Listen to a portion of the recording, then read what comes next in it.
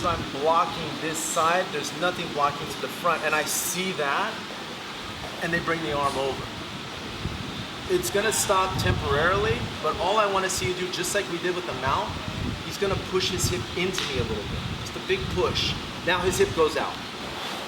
And then it's the same thing. Sometimes a little precursor movement. He just pushes his hip in and then slide the hip out to create as much space as possible. Because this is a loaded position for him. See, and especially if I'm just like, I'm holding, but I'm not really holding, I'm just trying to block. It gives me a little push, and then there's a gap, see? And it allows him to create enough space to do the primary movement. Second question, which way do we turtle?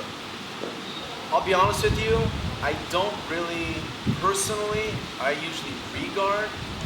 Turtle is dependent on one thing, if I can get control of the choking arm. When he turns away like this, elbows are tight. Elbows are tight, there's not much here, but this is almost a given. And this hand is the frame hand, but this hand is the one that's going to intercept the wrist. And when he sees this hand, just grab my wrist with this hand. If I get this, hip goes out, and then he turtles this way, and then I arm drag him right away.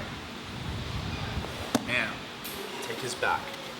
That is the way I tend to, if I want to make the commitment to get to my knees, I need some control of him. It's difficult to turtle if you don't have control of some body part.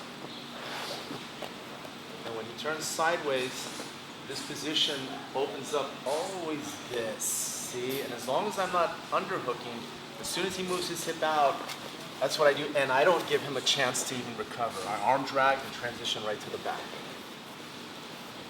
That's the way I would do it. So let's go back, sir. So your partner's gonna be like this. They're already, hips are loaded. All I want you to do is feed the choking hand. This also helps you understand the positioning of the hands, why the top hand has to stay tight to the body and over your shoulder, because this is what it's designed to do, is intercept. This is the framing hand. If my hand, if he doesn't have access to my hand, then this still stays here, but this hand is, see? This is the configuration, so you guys understand, without me being in the picture, the top arm is folded under the bottom arm. The bottom hand is the frame for my shoulder should he move out and I follow him. This hand, right there. And if I get this, I'm gone and I turtle and I arm drag him. If there's no access to that, hip out, block, and recover guard. Does that make sense? Let's explore those two options and then we'll circle back. 1, 2, 3.